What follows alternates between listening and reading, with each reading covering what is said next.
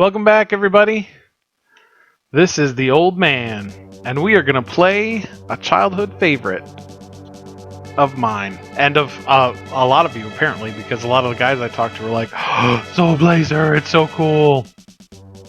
So we're going to play some Soul Blazer. I am the Old Man, if I didn't say that already, and the first thing we need to do is make a name. Because Soul Blazer is a game where we are an agent of the Master, and we have to go fight evil. And what I think the name that I am going to put is Boobie. That's what we're going to call our man. Oh, what an interesting name. You have no idea. I'll explain the story from that some other time. But the story of the game is that a king has sold all of the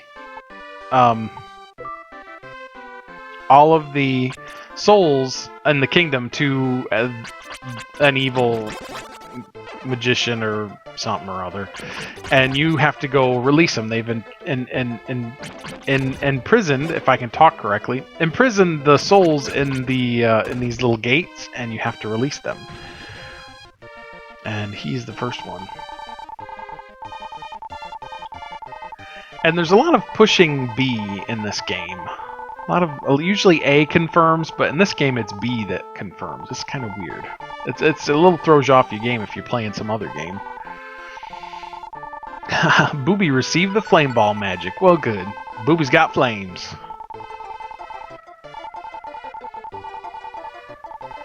And he just tells us that we need the little crystal or gold spheres, or gems, and that's what makes our magic work. And let's equip that. Always have to equip everything because this is an RPG, so always equip everything. And there's another little spot there. Basically, how this works is every level there's sort of a town hub section that's empty when you get there, and then except for maybe one person, plant, or animal. Like this is a little tulip. Boobie heard a small voice. That I wonder when that's going to stop being amusing, because it's pretty amusing right now. And yeah, so that little tulip told Boobie what to do. And that's what happens in every level. As you go through, you gradually get the town back in order, and then that lets you go and explore other areas, which lets you release more people, and so on and so forth, until you come to a boss and beat the boss, and then move on to the next area. And that's pretty much this game in a nutshell. And some of the layers open doors, and sometimes they release things. It just depends on what the designers wanted them to do at that particular moment. And I like this. I think most people like this game because it's Zelda-like, but not like any kind of. It's its own thing, but it's still kind of reminiscent of Zelda. That's why I like this game. That and all of the items. Boobie, released an old woman. That's nice. You get a little health back too when you release somebody. And I can't remember quite where to go. It's been a while since I played this game to completion, so we'll have to see if I can remember, what in the world it is I'm doing. I hate those plants, though, I can tell you that. I think Y uses your fireball, and it will fire in the direction that you're facing. Excuse me. Good heavens. And sometimes the monster generators generate fast, and sometimes they generate slow. What do I have in here? Medical herb. Awesome. Medical herb, of course, refills your health when it runs out automatically, so you don't have to worry about that. And you always want to search the area thoroughly, because you don't want to leave out. You could miss a generator that would free somebody that would open the next part of the level for you. And then you have to go back and find out where it is, and that can kind of be annoying. So you always want to go through each area thoroughly and not leave until you're sure that you've found all the monster generators. And some of the levels, I'm doing something. Apparently my my laptop doesn't want to jewel in the corner. Apparently it doesn't want to recognize that I'm doing something when I'm playing this game, so that's kind of annoying. Every level, all the sections have these jewels, and a lot of times they'll give you some experience, and they'll no, we're gonna stay. And they'll transport you back to the town whenever you want, which is helpful. And we still got some more killing to do here, so we're gonna do that. You can hold R or L, and if you're missing some gems, if they're far out of the way, you can hold R and L, and he'll do this little focusing thing and draw them to you. That's cool. That's helpful.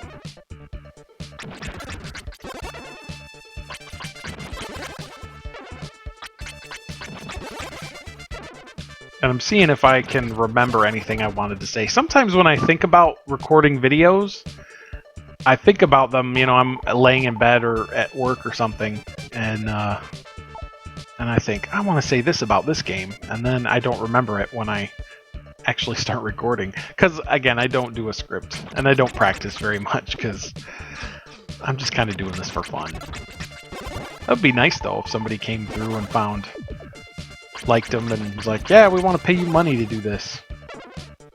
I'd be like, really? Are you sick or something? You must not have very much common sense, so I will happily take your money to do LPs. I guess I could start a Patreon, but I don't really have enough, at this point, at this recording, have enough to even make that worth doing. So, we'll see. But mostly I do it just because I love doing it. That's one of the few things that I found that I really, really love doing. It's just playing these games and running my yap. Tulip.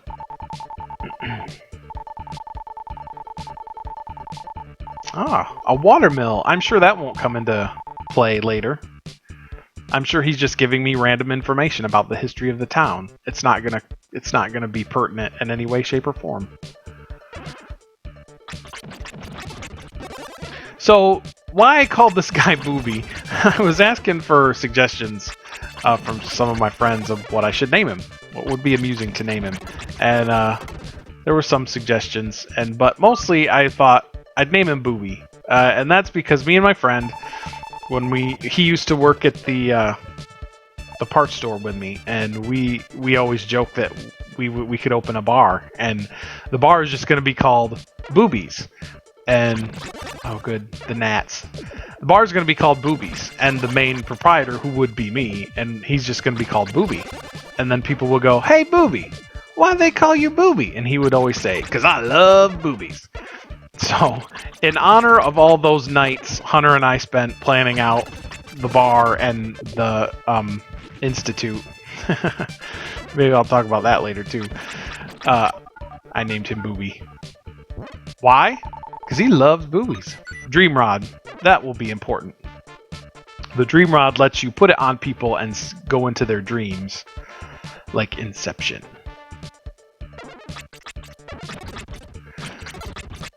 And, conveyor belts. Kind of a staple. Now, this series is actually part of, like, it's a series, but not really. The company, I think Quintet is the name of the company, and I believe they made ActRaiser, and they made Illusion of Soul Blazer and Illusion of Gaia, and a game called Terranigma that never came out in the States for whatever reason.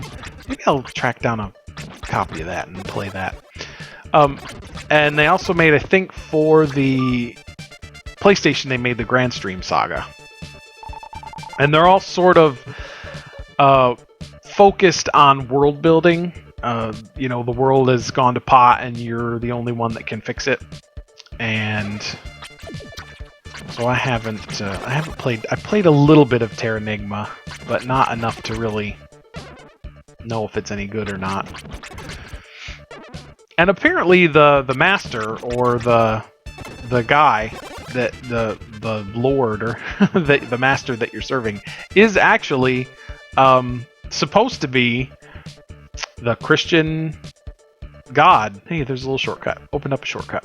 So yeah, it's supposed to be Yahweh, which is kind of weird. Because usually in Japan they don't, Christianity's exotic, I think, to them. I'm not really an expert, but so that's kind of weird. So I do like that God's agent on this world is named Boobie. That tickles me. Why? 'Cause I love boobies.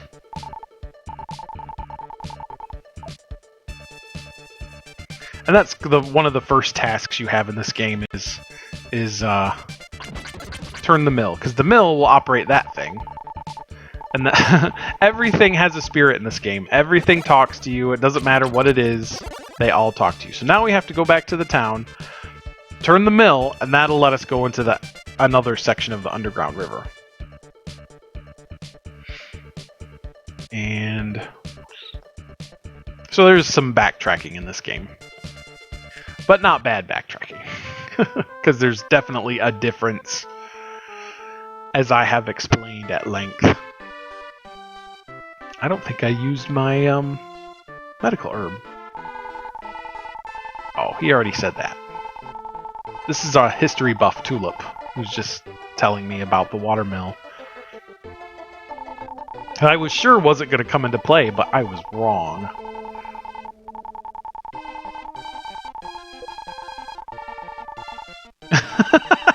Call you Boobie from now on. Well, that's my name. My name's Boobie. Now, usually the soul that you release when you beat the boss is oftentimes the mayor or the chief or the president or the whoever. It's somebody that's important. The most important person in that town. And she'll give me an herb whenever I use my herb up, so that's good. Yeah. Your job's kind of worthless there, son. Sorry.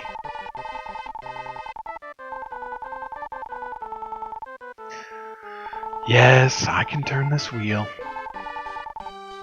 Boobie, turn the wheel. Hey, look at that. Now we can go back and go in that elevator.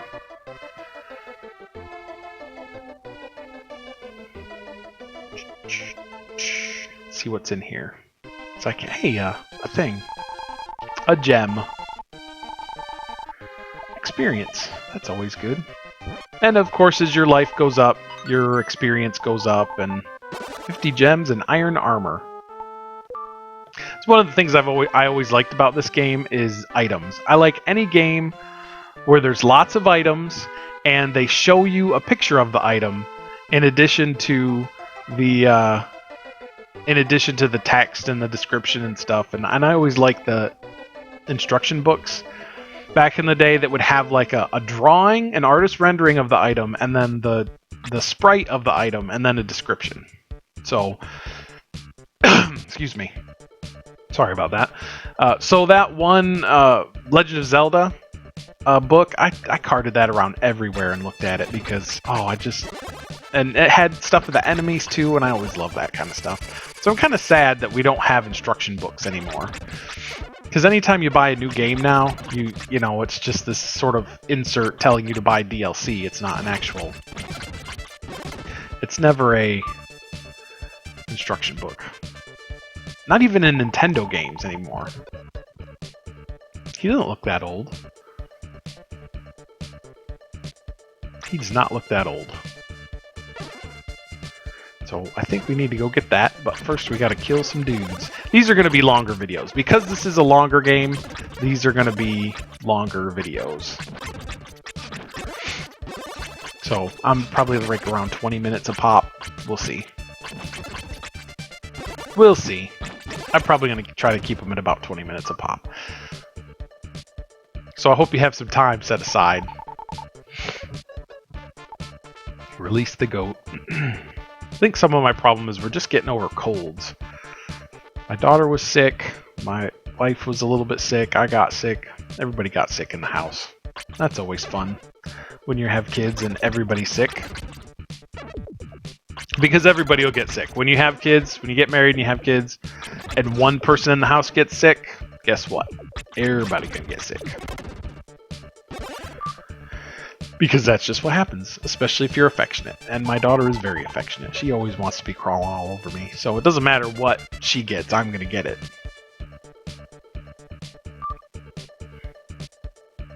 Released a tulip.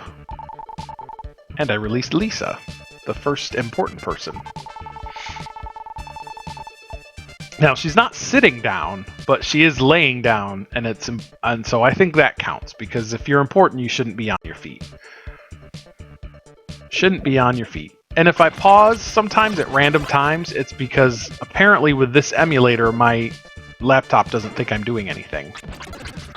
It's like at the store when I'm doing something else except not with a customer, and so that customer doesn't think I'm doing anything because I'm not actively helping them do something. That's really annoying when they do that.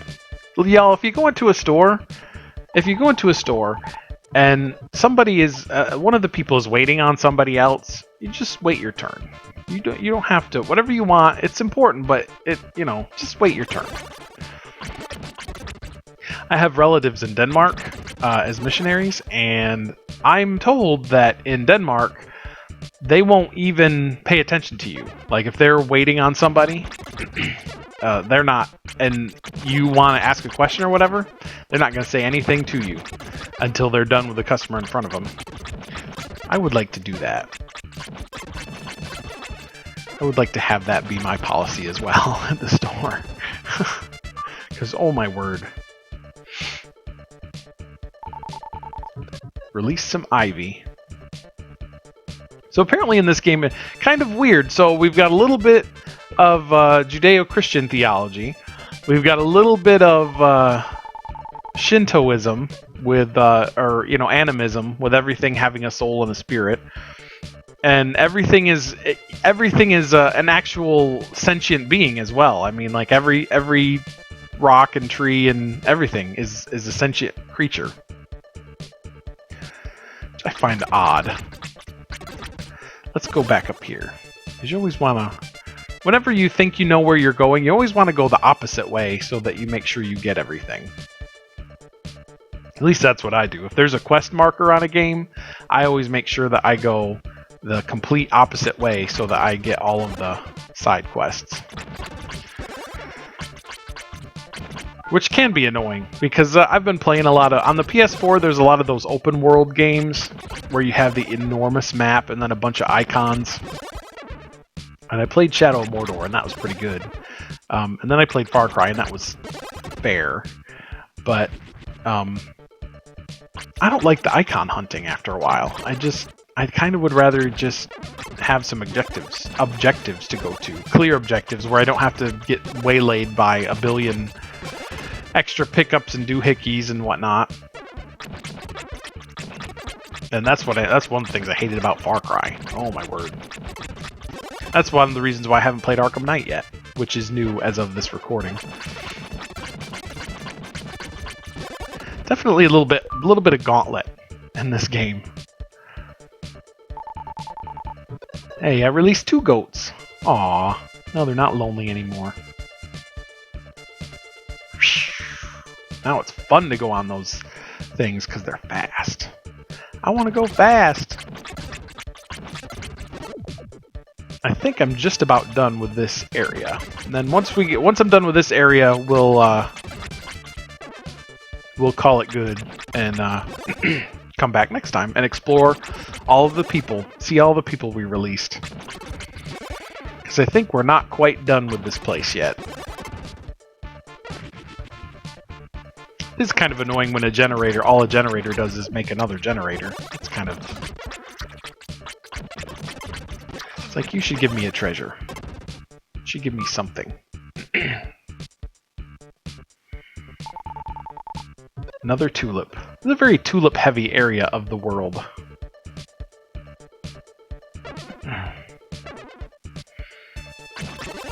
Haha, you can't get me now. Just that fire can get me. And that fire up there that I wasn't paying attention to.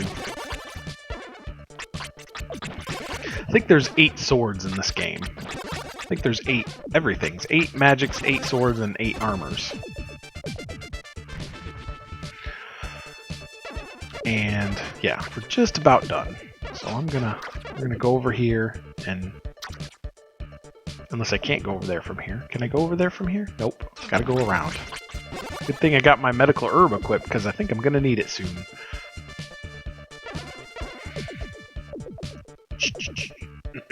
And those, there's no reason to fight those lamps.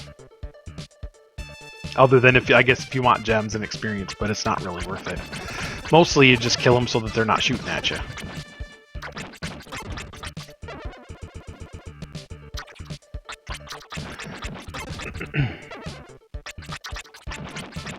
And these little gargoyles are probably the most fearsome enemies you fight so far, but not hard by any stretch of the imagination.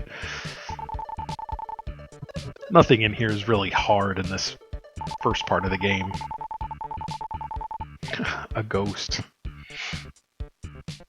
This is going to be my longest video so far. Which is good, because some people were like, maybe you should make the videos longer. I'm like, oh, I don't know.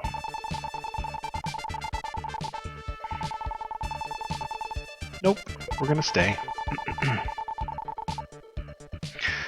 And what she was saying was that some of the enemies in the game, in certain areas, you can't beat. You have to have a certain sword that you don't get until late in the game. Okay, yeah, so I can't go down there until I go back to the town. You can't fight them until late in the game, and with a certain sword, which I do not have and won't have for many, many, many videos in the future. And then you can come back and fight those enemies and get whatever treasure or free whatever soul was in there. So let's go back to the town and go back to the... I'll go back to the save part, and then we'll call it good.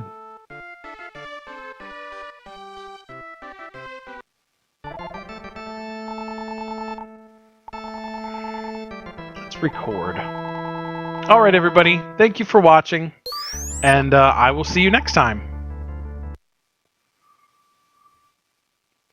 I will see you next time, and you're going to have to watch me fiddle on the emulator for a minute.